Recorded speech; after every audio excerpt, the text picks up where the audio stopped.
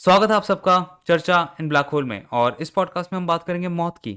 और मौत की हम बात करने वाले हैं तो मैं तुम्हें फेयर वार्निंग दे दूं, क्योंकि डेथ के बारे में बात करते हुए हम थोड़ा सा सेंसिटिव हो सकते हैं, सेंसिटिव टॉपिक्स पे टच कर सकते हैं, क्योंकि death is already a sensitive topic in itself. Like really think about it, really it is a sensitive topic. तो पहले एक फेयर वार्निंग दे रहा हूँ, प्लस डेथ के बारे में बात करें उससे पहले मेरे को एक बढ़िया बात बोलनी है कि सोलो पॉडकास्ट करने में मज़ा आ रहा है। लाइक सोलो पॉडकास्ट का ना एक अलग वाइब होता है। A guest podcast is not about me, it's about the guest. तो मेरा सिर्फ इतना रोल होता है कि जो भी हमारा कॉन्वर्जेशन चल रहा है उसको एक डायरेक्शन देना अपने क्वेश्चंस के थ्रू। वहाँ पे मैं स्टोरी शेयर कर पाता हूँ, लेकिन उतने अच्छे से नहीं।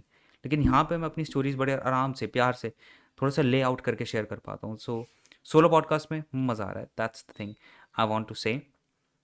तो कॉन्टेक्स्ट देते हैं अब तुम्हें एक ट्वीट जो मैं करता हूँ जिसमें तुम अपने सवाल भेजते हो। उसमें एक सवाल आया हुआ था कि like how to get over the fear of death, how to get over the fear of death. And that's a great question to ask, to be honest. Like मुझे नहीं लगता इसका जवाब है मेरे पास, but that's a great question to ask. Death as a subject is very interesting. Like कितनी interesting चीज़ है डेथ। तुम्हें लगता है कि तुम जिंदगी भर जी सकते हो, लेकिन मान लो इमोर्टैलिटी हो गई, तुम अब 100 साल जियोगे, 150, तुम जी मरोगे ही नहीं, तुम्हें लगता है तुम जी पाओगे? Death sort of gives meaning to life. Like एक टाइम कंस्ट्रेंट बनाता है, जिसकी वजह से हमें लगता है कि हाँ एक एजेंसी आती है लाइफ में थोड़ी बहुत, और हम ज़िंदगी में कुछ करने की कोशिश करते हैं। अगर हम उम्र भर जीने वाले हैं तो कौन कुछ करने वाला है भाई? सब सब सब लाइक करने का कुछ मतलब ही नहीं रह जाएगा। और मुझे नहीं पता ह्यूमंस इस चीज़ से कोप अप कर पाएंगे नहीं कर पाएंगे, आई डोंट नो। बट मुझे नहीं लगता कि कर सकते हैं cope up. It's like death is what gives meaning to life, to be honest. According to me, like it's all opinionated. यहाँ पे मैं कोई थ्योरीज नहीं दे रहा हूँ, लाइक परमानेंट थ्योरी नहीं दे रहा हूँ कि हाँ यही सच है। It's just all opinionated. But इस सवाल का जवाब नहीं दे सकता, बट इससे मेरे को एक स्टोरी ट्रिगर हो गई, एक स्टोरी ट्रिगर हो गई। एंड द स्टोरी इज़, मैं था छोटा बच्चा, मैं छोटा बच्चा था, 6-7 साल का। और मैं न्यूज़ देख रहा था। जब मैं न्यूज़ देख रहा था तो न्यूज़ में बता रहे थे कि कैसे एक जगह पे ज्वालामुखी फट गया है, और फट गया है फट गया है, हाँ फट गया है, और लावा कुछ क्षेत्रों में पहुंच सकता है। और उस टाइम पे भी न्यूज़ बेकार थी, उनको चिल्लम चिल्ली करनी थी, उन्होंने क्लियर न्यूज़ नहीं दी। और 6-7 साल के उस बच्चे को लगा कि वो मरने वाला है। And that was the first time जब मेरे को लगा कि हाँ मैं मरने वाला हूँ।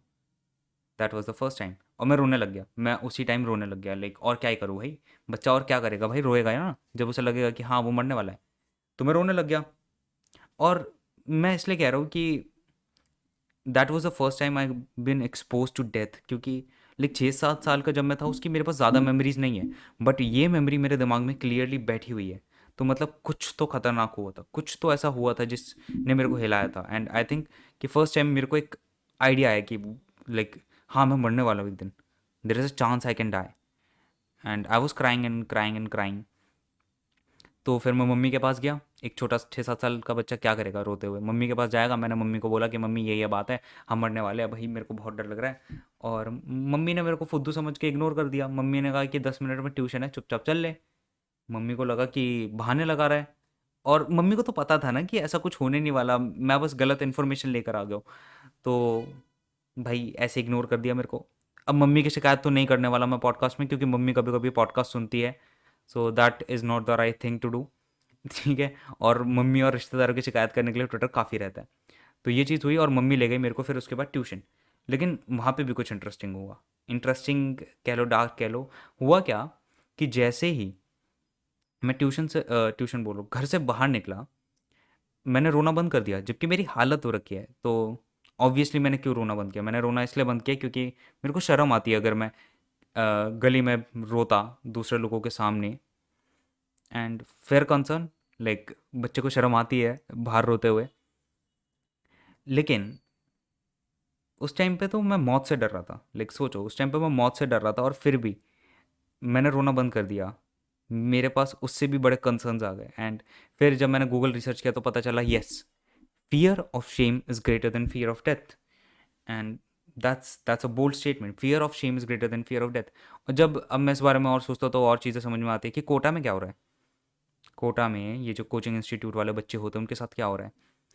दे केयर अबाउट कि like what other people think. Society उनके ऊपर प्रेशर डाल रही है। Society will shame them if they failed in their exam. Their peers will shame them if they failed in their exam. उनके दिमाग में तो यही परसेप्शन होता है ना। लाइक ज़्यादातर लोगों को घंटा फ़र्क नहीं पड़ता एक बार तुम्हारा एग्जाम का रिजल्ट आ गया, ठीक है। लेकिन उनके दिमाग में यही स्टोरी चल रही होती है कि अगर मैंने एग्जाम फेल किया तो people will shame me, I will bring shame to my family, and that's why they choose the path of death. और मैंने स्टार्टिंग में तुम्हें कह ही दिया था, this this podcast can go too dark, तो फेयर वार्निंग तो दे दी थी, तो या दैट्स वाई दे डू।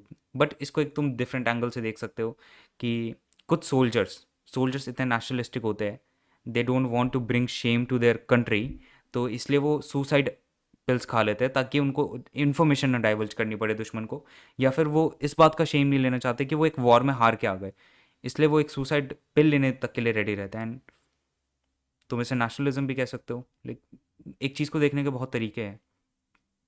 हम्म। तो ये सब हुआ और मैं ट्यूशन पहुंचा, और ट्यूशन था फर्स्ट फ्लोर पे। मैं जैसे ही ट्यूशन में एंटर हुआ मैं ग्राउंड फ्लोर पे ही रोने लग गया वापस की, लाइक मम्मी मेरे को नहीं जाना, भैया तुम मेरे को ट्यूशन क्यों भेज रहे हो, मेरे को डर लग रहा है, मेरे को आपके साथ रहना है, मैं आपके साथ फील सेफ करता हूँ।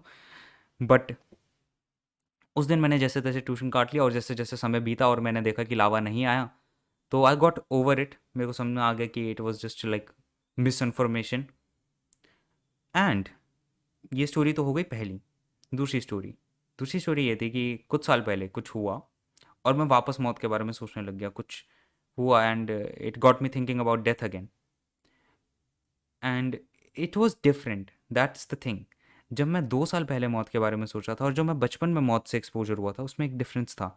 एंड द डिफरेंस वॉज, बचपन में मैं मौत से एक्चुअली डर रहा था, लेकिन जब मैं 2 साल पहले डेथ के बारे में सोच रहा था ना, द क्वेश्चन वॉज नॉट कि लाइक मैं मरूंगा या नहीं, मैं मरने वाला हूँ या नहीं, मैं उससे नहीं डर रहा था। मैं डर रहा था कि लाइक अगर मैं मर गया people will care about me. And जैसे स्टीव जॉब्स कहता है कि like you can't connect the dots looking forward, you can only connect them backward. और हाँ, उस टाइम अब मैं सोचता हूँ इस बारे में तो like it's a weird thing to be honest. Like क्यों ये चीज़ चेंज हुई। और जो लोग कहते हैं, लाइक लोग एक्चुअली कहते हैं कि we are just collecting people for our funeral, या फिर लाइक मुझे लगता है लोगों के दिमाग में सवाल आता है कि who will care if I die, who will care if I die. And लोगों की एक इंट्रेंसिक नीड भी होती है कि हमें एक इम्पैक्ट छोड़ के जाना है, हमें एक लेगेसी बिल्ड करनी है अपने लिए, हमें कुछ करना है इस दुनिया में रहकर। एंड वो इंट्रेंसिक नीड आती क्यों है। And that was a good question to ask, like why, like हमारा परसेप्शन डेथ को लेके ऐसे चेंज क्यों हो जाता है।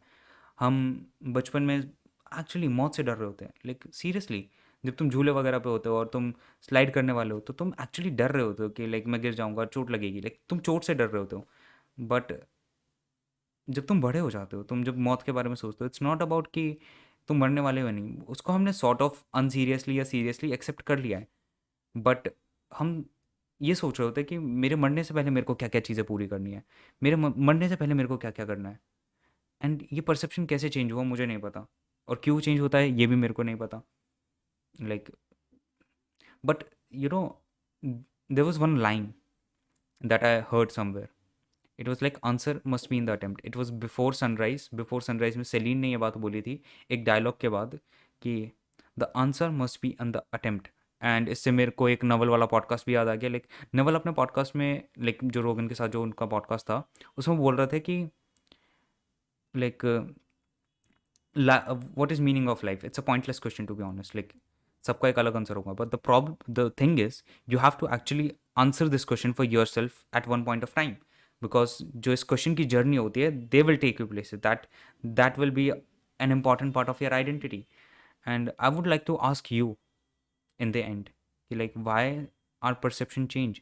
लाइक सच्ची में लाइक तुम्हें पता भी नहीं है कि people will care about you और not after you die. Like तुम्हें पता चलेगा, तुम्हें किसी तरह से नहीं पता चलने वाला, but still we care so much about कि लाइक दूसरे क्या सोचेंगे हमारे बारे में कि हम जब मर जाएंगे। And I think it's a pointless question to have. Like क्यों सोचना इतना कि लाइक लोग अपने लिए क्यों नहीं जी सकते हम, क्यों हमारे दिमाग में ये बना हुआ है इनबिल्ट कि हमें कुछ इम्पैक्ट डाल के जाना है। And that's the question I want to all of you to answer. Like मुझे लगता है कि सबका एक अलग जवाब होगा इस क्वेश्चन पे। It's not a straight forward question, but I think the answer must be in the attempt. So that's the podcast. And अगर तुम्हें पसंद आया तो प्लीज़ शेयर कर दो, तुम्हें लगता है कि एक इंपॉर्टेंट क्वेश्चन है। एंड मेरे को पता है ये पॉडकास्ट थोड़ा सा वेग था, बट ठीक है, it's after a long time I am doing a solo podcast, थोड़ा सा वेग ही सही। करेंगे और अलग तरह के पॉडकास्ट भी करेंगे। And thanks for listening, thanks a lot for listening. Bye.